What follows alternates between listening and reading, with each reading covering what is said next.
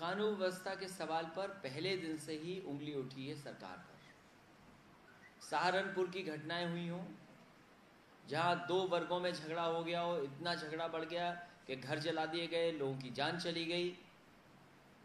वहीं व्यापारियों के सामने जिस तरह की घटना हो रही है, केवल एक जिले में नहीं, हर जिले में हो रही हैं। बेटियों के साथ जो घटनाएं हो रही हैं, कम उम्र की बच्चियों के साथ जो घटना हुई हैं, मैं समझता हूं सरकार को अपना सब काम काज छोड़ करके पहले कानून व्यवस्था कैसे बेहतर हो उस पर काम करना चाहिए। और समाजवादी सरकार ने 100 नंबर की व्यवस्था दी थी, इस व्यवस्था को और कैसे मजबूत किया जाए। मैं समझता हूं ये 100 नंबर जो डायल 100 है, ये शायद कानून व्यवस्था को ठीक करने में बहुत मददगार होगा।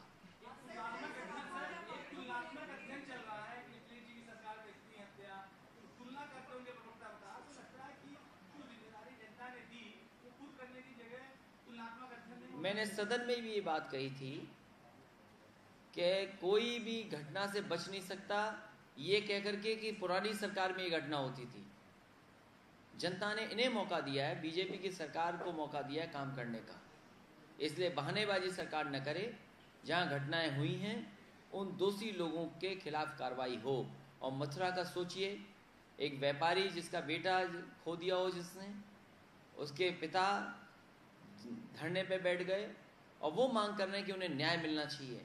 मैं समझता हूँ सरकार के लोगों को ध्यान देना चाहिए ऐसे तमाम परिवारों को, और ये बहानेबाजी नहीं करनी चाहिए, पुराने आंकड़े ला करके सामने नहीं रखने चाहिए, क्योंकि जिम्मेदारी आज उनकी है। जिम्मेदारी विपक्ष की केवल इतनी है कि वो आवाज़ उठाएंगे।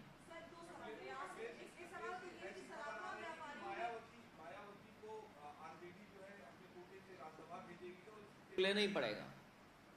ये सच्चाई कहाँ तक है, कौन दल भेज रहा है, इसके बारे में मैं कुछ नहीं कह सकता हूँ, लेकिन जो आने वाले समय में सभा हो रही है, मुझे बुलाया गया है, चिट्ठी भी आने वाली है, और जब चिट्ठी आई गई है, बुलावा आई गया, तो हम भी रहेंगे उस कार्यक्रम में।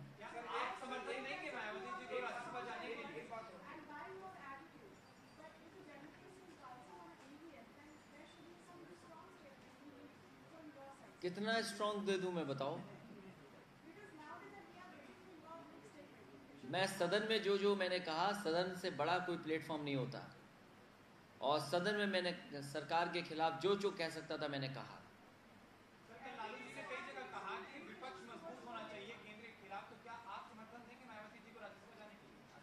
विपक्ष नहीं, प्रेस भी मजबूत होनी चाहिए सरकार के खिलाफ, और विपक्ष की आवाज ज्यादा उठाए प्रेस।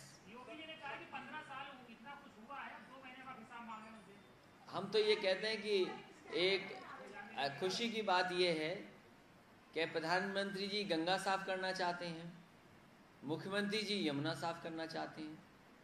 गंगा साफ होगी तो कन्नौज के लोगों को लाभ मिलेगा, यमुना साफ होगी तो इटावा के लोगों को लाभ मिलेगा। इससे अच्छा क्या हो सकता है कि देश के प्रधानमंत्री गंगा साफ करना चाहते हो, प्रदेश के मुख्यमंत्री यमुना साफ करना चाहते हो, तो यही दोनों काम करके दिखा दें बस।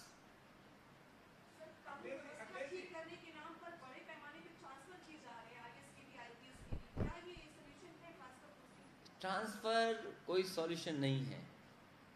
डायल 100 शायद मददगार हो सकती है कानून व्यवस्था को ठीक करने से। ये अधिकारियों का ट्रांसफर, ये तो रूटीन का है, क्योंकि बहुत दिनों से खबर नहीं बनी होगी, इसी बात से बच रहे थे कि समाजवादी सरकार के समय के ही अधिकारी थे। अधिकारी किसी के नहीं होते हैं, अधिकारी सरकार के होते हैं। ये गुमराह नहीं करना चाहिए सरकार को, अधिकारी सरकार के होते हैं। बताओ कोई हमसे आ रहा है ट्रांसफर पोस्टिंग के लिए, वो तो सरकार के पास जा रहे होंगे। अधिकारी सरकार के होते हैं, ये बहानाबाजी होती है सरकार की कि अधिकारी पुराने हैं। ये तो आरोप हम पे लगता था कि ऐसो सब यादव हैं, सब कप्तान यादव हैं, डीएम यादव हैं, कमिश्नर यादव हैं, प्रमुख सचिव यादव हैं। अब तो वो आरोप तो नहीं लगना चाहिए। अब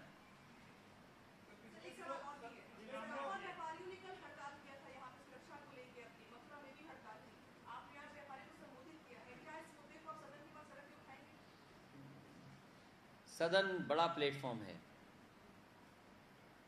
और सड़क पे उठाने की बात यह है कि जब चाहेंगे समाजवादी लोग तो आंदोलन में हमेशा रहते हैं। अभी भी कुछ दिन पहले घटना हुई तो समाजवादी लोग आगे आए, उन्होंने बात रखी, उठाई। सदन चल रहा है, सदन के सामने सब मुख्यमंत्री रहते हैं, मंत्री रहते हैं, और आप भी उठाइए, कुछ आप उठाएं कुछ हम उठाएं, तो आवाज वहां तक पहुंच जाएगी। लखनऊ में 43 थाने हैं, 43 थानों में सिर्फ एक एससी थानेदार, एक यादव और मुस्लिम कोई नहीं। आप पे आरोप रखते थे तो आप क्यों नहीं बोलते हैं? ये तो अच्छी बात है कि कोई डीएम यादव नहीं है, कोई एसपी यादव नहीं है, कोई कमिश्नर यादव नहीं है। यही तो हम आपको समझाते थे, आप मानते ही नहीं थे बात। आप मानते कहाँ थे? हम तो कह रहे, यही तो कह रहे थे हम कि कोई यादव नहीं है डीएम, कोई एसपी यादव नहीं है। आप तब नहीं माने बात। अब तो मैं समझता हूँ आपका टीवी वहां तक पहुंच जाएगा जहां से आवाजें आती थी।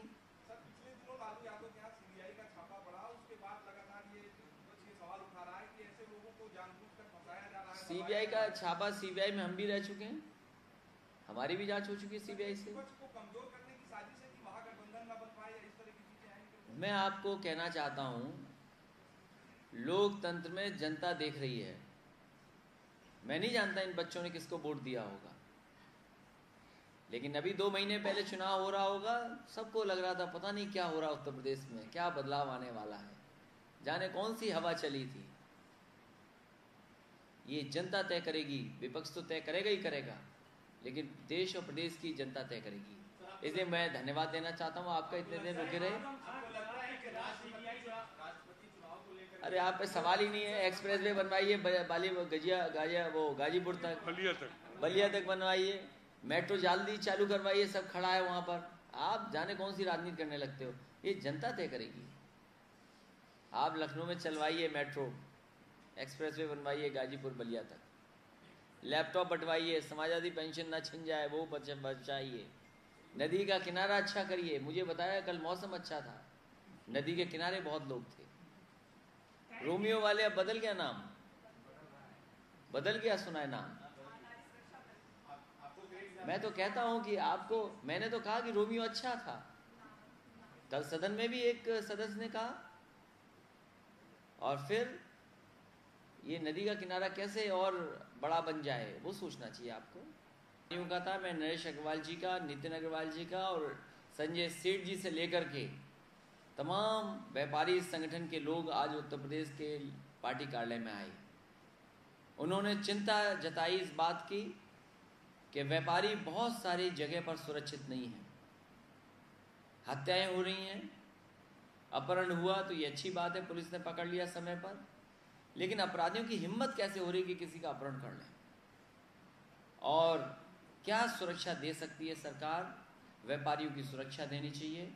कानून व्यवस्था पर जो सवाल खड़े हैं, कानून व्यवस्था जो खराब हो रही है उत्तर प्रदेश की, उसमें कहीं ना कहीं सरकार को जिम्मेदारी से काम करना चाहिए और सामने आना चाहिए कि ऐसे दोषी लोग, ऐसे क्रिमिनल्स, ऐसे अपराधी, उनके ऊपर कड़ी से कड़ी कार्रवाई हो। मथुरा की दुखद घटना, लखनऊ में घटना हुई हो, राजधानी में हुई हो, या उत्तर प्रदेश के दूसरे हिस्सों में हुई हो, हमने कभी सवाल नहीं उठाया, हालांकि सदन में उठा। एक आईएएस की क्या घटना होकर के मृत्यु हो गई, ये तो सरकार ही बता पाएगी कि सच्चाई क्या है। मैं समझता हूँ उनके परिवार के लोग चाहते हैं सच्चाई सामने आए।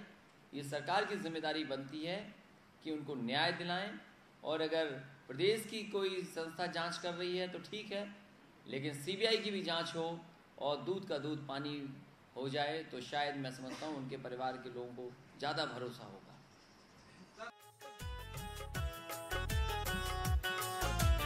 आओ मिलकर समाजवादी को दे नया आयाम, आओ मिलकर समाजवादी को दे नया आयाम, सफल बनाए समाजवादी सदस्यता अभियान, सफल बनाए समाजवादी सदस्यता अभियान। समाजवादी सोच से जुड़ रहा है हिंदुस्तान, सफल बनाए समाजवादी सदस्यता अभियान।